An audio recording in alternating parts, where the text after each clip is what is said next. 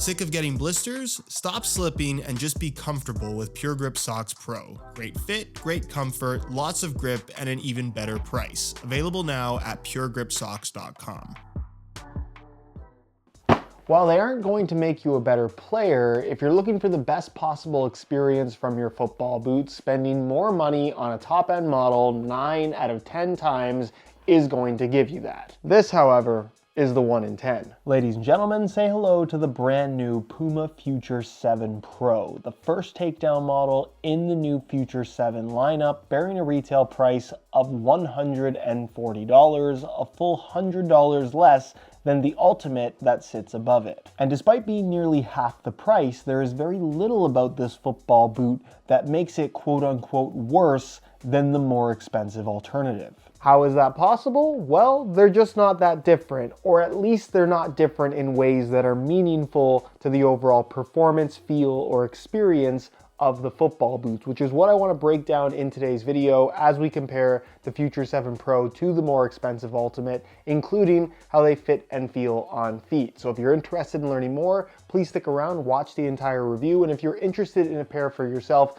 you can pick them up below their normal retail price by way of some exclusive SR4U coupon codes via the link down below. And as always, if you guys enjoy these brutally honest reviews on the channel, don't forget to drop a like on the video and make sure you're subscribed to the channel if you haven't already, so you don't miss out on my reviews of all the latest football boots of 2024. So first things first, let's focus in on the $240 Ultimate, because there are realistically only two main features that separate this from the model it replaces. Feature number one is the power print texturing, basically a micro texture in the form of these little squares scattered across the upper, giving it kind of a gritty feel that we've seen from so many different brands over the last several years. And then the implementation of power tape in this kind of Y shape running across the top of the foot, minimizing the stretch of the stretchy part of the upper. Both features that are definitely noticeable, but do they truly impact the performance in a positive way? Not really. They're more about feel than anything else. In the case of the $140 Future 7 Pro, you are going to miss out on that power print texturing on the surface. There is kind of like a dimpled texture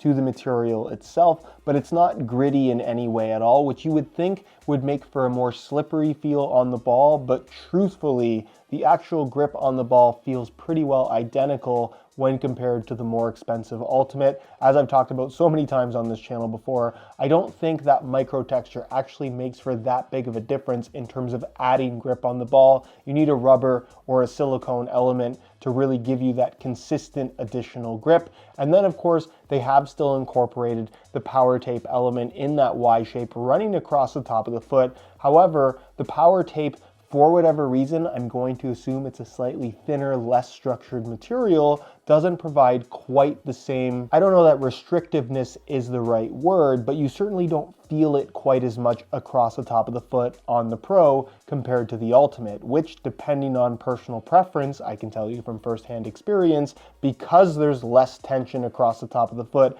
I actually find the Pros to be more comfortable than the more expensive alternative. When it comes to the main body of the upper, it's technically a little bit different from the Ultimate, but it's still a textured mesh-based synthetic material that feels very sock-like in terms of just being soft and pliable on your foot. Super comfortable football boots out of the box. The main difference you're going to find is that internally, they don't have the same padding to the liner itself, meaning that these are a little bit thinner than what you're going to find from the more expensive option. But unless you have one on each foot, it is almost impossible to tell a difference between the two. So from a touch perspective, I would argue that this feels every bit as good as what you're going to find from the more expensive version. Across the top of the foot, you'll find that the boot does maintain a one-piece upper construction with this elasticated knit filling in the central portion of the upper. The lacing system allows for great adjustability and generally just really good lockdown and responsiveness considering how pliable this upper is.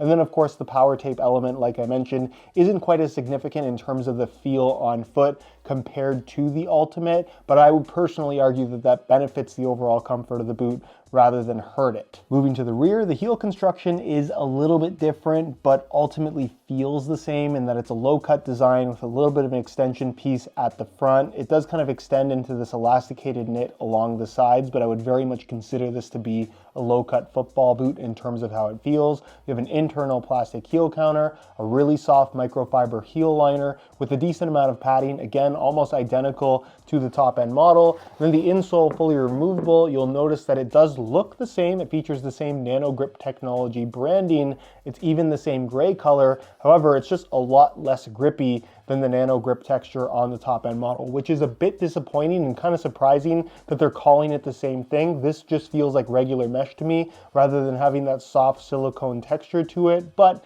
it still is very much something that you'd expect to find on a top end model. Certainly when you flip it over, you'll notice it's exactly the same black foam base with perforated yellow foam inserts basically running the full length of the insole. Again, something you'd expect to find on much more expensive football boots. Moving to the base, you're going to find some differences that you might actually prefer over the more expensive option. The Soleplate itself is a little bit different in the sense that I don't think it's quite the same plastic. That's something that's always difficult to judge, just mainly because it does feel a little bit more flexible through the forefoot than the top end model. But again, the difference is minimal. You'll also notice that from a construction perspective, this kind of diagonal strip kind of connecting the heel and the forefoot of the Soleplate has some additional plastic on either side that you won't find on the top end model, but this changes nothing about the feel of the Soleplate in my experience. It's just a slightly different construction, but the stud pattern, this being the FG layout, you'll notice is a little bit different in that you still have those kind of chevron bladed studs at the front, but they've incorporated some rounded conical studs within the stud pattern itself, where if you compare that to the top end model, that features blades all the way through. Does this truly result in any performance gains or losses? I would argue no. It's more so just something a little bit different, or if you want slightly more aggressive traction along the lines of a speed boot, for example, you might prefer the stud pattern on the more expensive version, whereas if you like to have that little bit more freedom to twist and pivot because of the rounded studs on the Pro, you're just getting a little bit more of that. Both are really good and feel like what you'd expect to find on a top-end model. They're just a little bit different. Speaking of different, the weight. If this has all sounded too good to be true, this is where you may or may not be a little bit disappointed in the Future 7 Pro, because there is a significant weight difference when you're comparing it to the top end option. Both in the same size 9.5 US. We'll start off with the top end Ultimate. They weigh in at 7.8 ounces, the equivalent of 221 grams.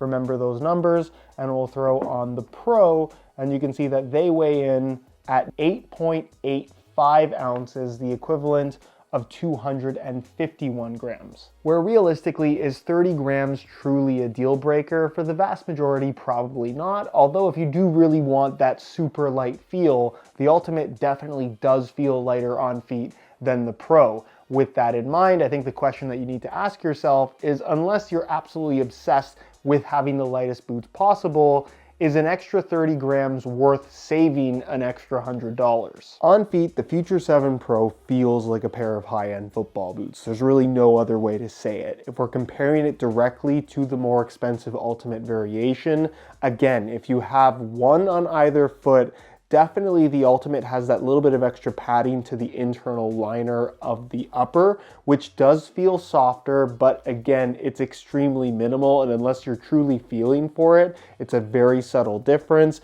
And then of course, that power tape across the top of the foot, which is thinner and a little bit different on the Pro than it is on the Ultimate, and effectively all it really does is prevent the upper from expanding through the midfoot, where on the Ultimate, it just has more structure to it, which ends up pushing down on the top of your foot, where of course, depending on the shape of your feet, that feeling will be a little bit different. But for me personally, I just didn't find that aspect of the Ultimate to be overly comfortable, whereas on the Pro, because it's just more stretchy through the middle of the foot, it feels very natural, very sock-like, and in my opinion, more comfortable overall. From a shaping perspective, there is pretty much no difference between the Pro and the Ultimate, meaning that these fit extremely well. A great wrap around your foot, a good balance balance of width and volume all the way through, where as long as you don't have ridiculously wide feet, these are going to be suitable for the vast majority of people. And as far as sizing is concerned, I'm wearing these in my usual size 9.5 US, and the fit and the length is perfect. So if you're looking to get a pair for yourself, I would strongly recommend going true to size in order to achieve the best possible fit. So in conclusion, I'm gonna keep things short and sweet. As much as I really do like the Future 7 Ultimate, and even at $240, it's not necessarily bad value compared to other top-end models, I can genuinely say that I actually prefer the fit and feel of the Future 7 Pro, and given the fact that I don't think the performance characteristics are all that different at all, if I were choosing between these two, I would genuinely feel bad spending the extra $100 on the Ultimate. In other words, if you're on the market for a pair of top performing, comfortable, quote-unquote sock boots, the Future 7 Pro at $140 is arguably the best value for money option of 2024.